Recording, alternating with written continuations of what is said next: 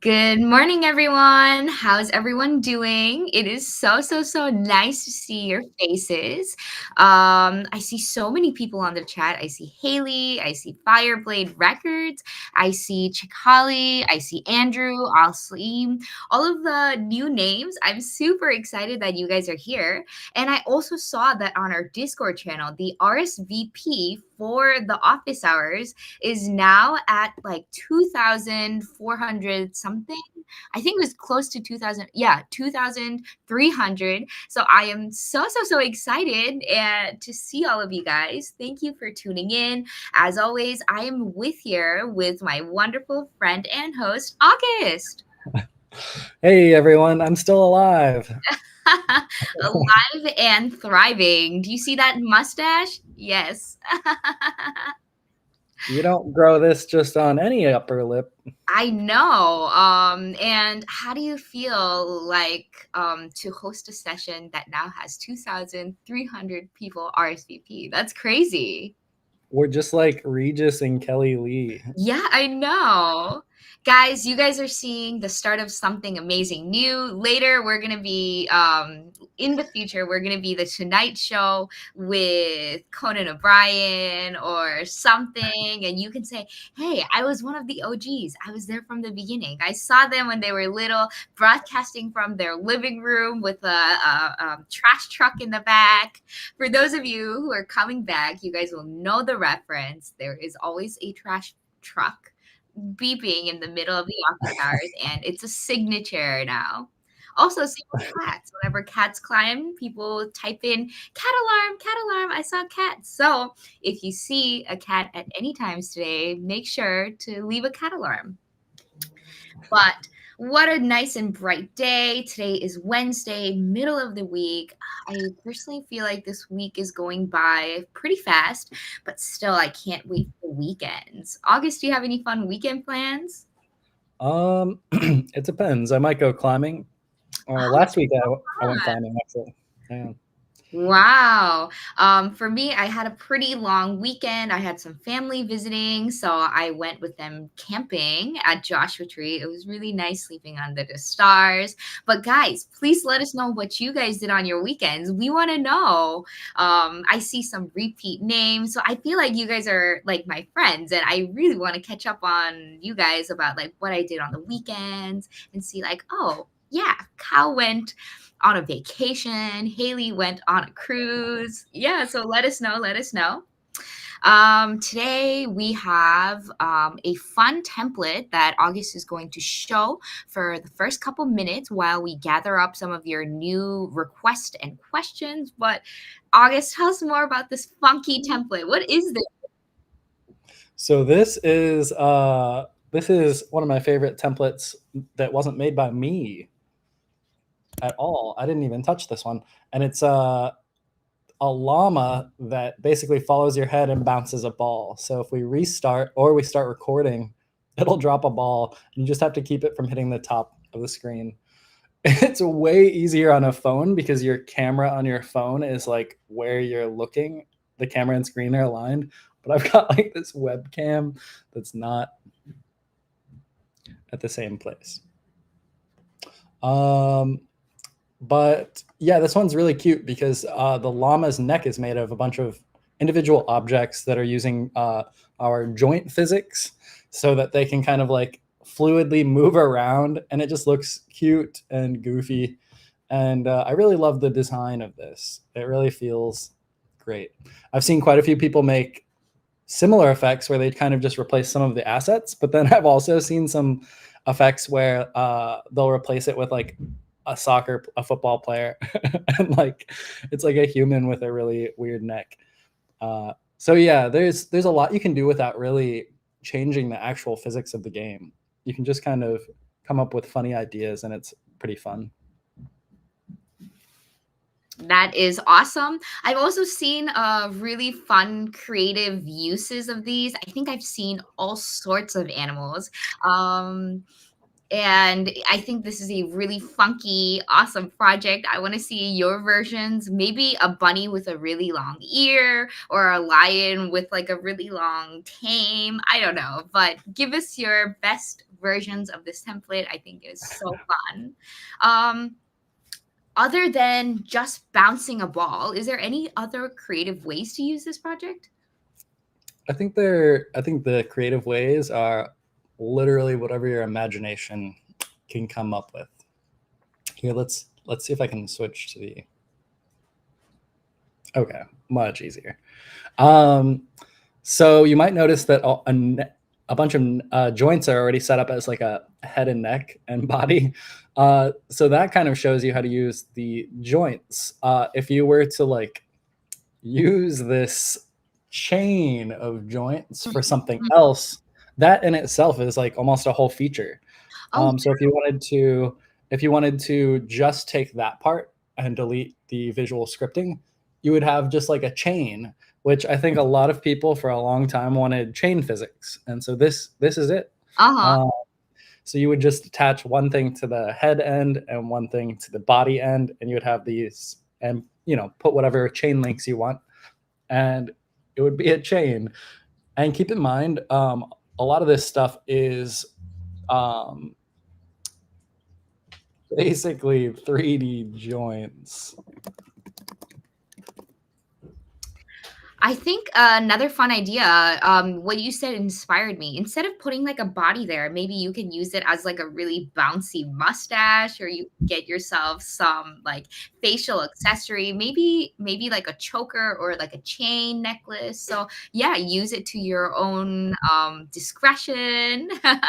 The possibilities are endless. So thank you, Totally. Octopus, for introducing this template.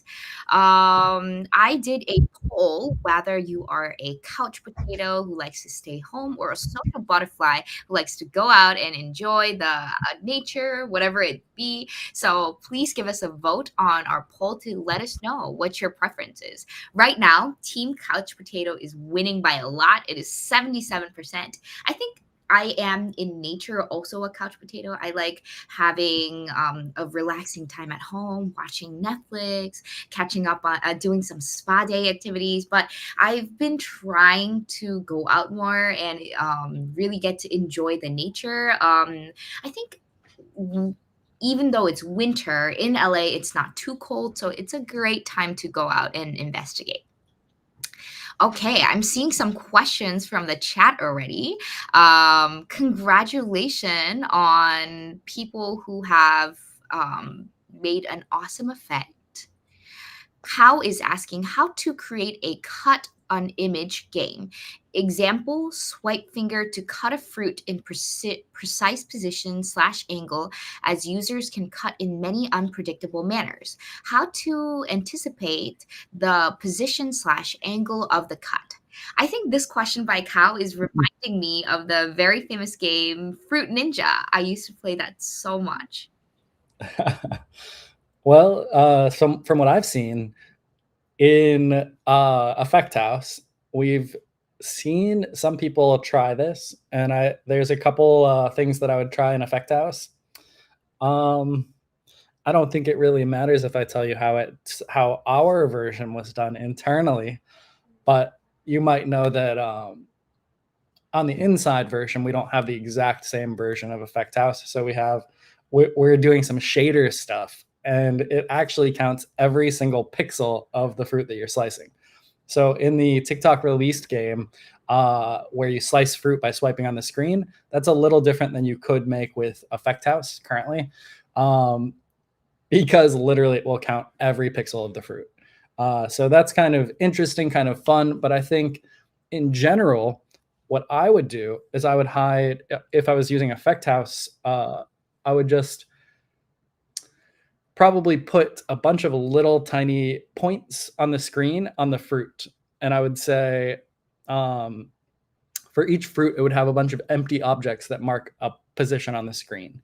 And I would try to evenly space them so that there's, let's say, 20 objects, empty objects across the fruit. And then when you do the slice, you just use that as like a line. And there's plenty, you can Google search if you don't know how to do this. You can Google search on Google and just check like what's the equation to see if something is above or below a line. And then you have that swipe is the line. And you can check the number that are above it and the number that are below it and see how even they are. And that's your percentages. So if you swipe across the screen and 4 are above it and 16 are below it, then you'll just use that like 4 out of 16ths is like the one side, and 16 or 4 out of 20 is one side, 16 out of 20 is the other. So that would be like what, like 80% or something. Yeah, I think. Which you want 50 today. What's that? Math is not mathing for me today. Don't ask me any math questions today. 2 plus 2. I don't know. 4. Okay. All right. Yeah, but that would be the main approach that I would take. That's like a full algorithm, though. I don't think that's something we would take the time. That might take like a long part of this stream to try to code it out. I see Sasha, our regular, has joined the chat. I see Andrew James is very active on the chat. Thank you for joining, guys. Hello, Ryzen. I also see For Duke. They're saying you can use the scratch off template for cutting. I wonder what they're talking about.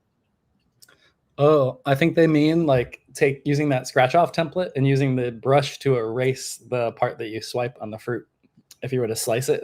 Oh, that's an interesting mechanism. I wonder if we can apply that logic. Yeah, that would be for like the visuals. That would look good. Yeah. That's a really good idea. Thank you for suggesting it. Raisin YouTube is saying 2 plus 2 is 22. What do you mean? Yeah, now I'm also bamboozled. Oh, okay. Al Salim is asking, how can I make a face match effect? Can you help us clarify just a little bit what it means? Like, is it the one where your face is cut in half and you try to like tap on the screen to match the rest of your face with the other side? Or is it where the face is moving from side to side and then you have to stop to put your eyebrows in place? We would love to help your question. Just give us a little more context. LJ Live is asking how to bring life back to an older effect. Are you talking more on like the promotional aspect, like you have an older effect that you want to bring more attention to, or is it deactivated and you want it activated again? For the first case, I recommend you making a video about it or doing a version 2 of your older effect. I know Haley has personally done this in her Effect House Accelerator course, where she did a revamped version of her tile effect, and then it went viral. So I would also ask Haley for some advice on how to revive an old effect. I think she has done a wonderful job with that. She's also asking a question. Would it be possible to use something like 2D drawing mixed with Material Editor to create a cut simulation? What do you think, August? Yeah, I think so. I guess Material Editor is what that scratch off template is using. It's just a material that is kind of basically the default is that the image is drawn, and wherever the brush goes, instead of drawing, it's erasing. But that's all in just a shader, so you can change what that does pretty easily just from manipulating the nodes that are in there. Yeah.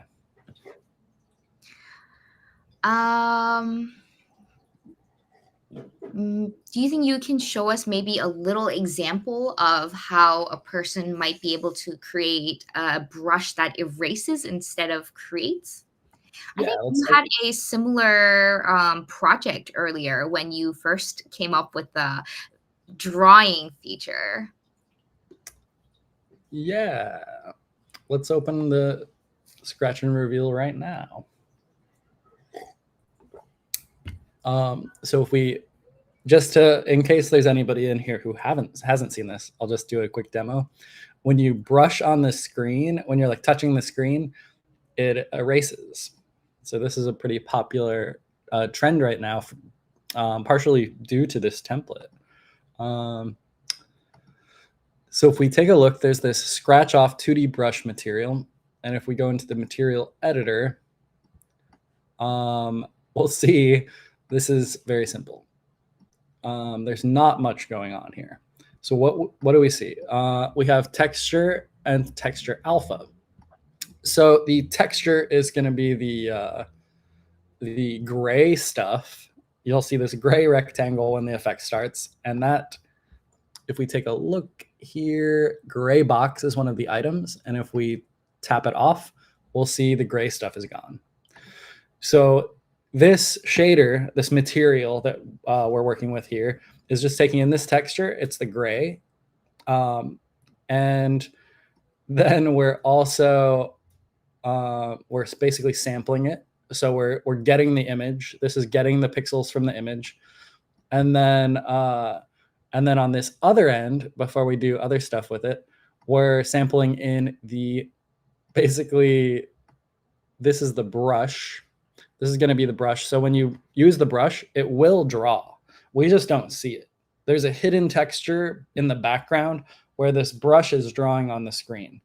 And then we take it in, and this is the texture that shows the brush. And instead of rendering it to the screen and showing it, we're going to sample it. And then notice we're going to use just the alpha. That's just the, if you're unfamiliar with alpha, it's basically the opacity of the pixels. So is it showing or is it transparent? We're going to take this, we're going to do some stuff to it like 1- and multiply so that the parts, this basically says like wherever there is alpha, wherever there is a brush, we're going to say we want to flip it with this 1-. This just means 1- that value. We're going to basically flip it around. So basically now we're saying wherever there isn't a brush, we're going to multiply the color of this gray, or multiply the alpha of this gray. So we're basically, it's just a complicated way of saying wherever the brush is, we don't want the image to show. And then we put these together. So we're just appending. I'll be honest. I did not know you could append a Vec3 with just an alpha and make a Vec4. That's cool.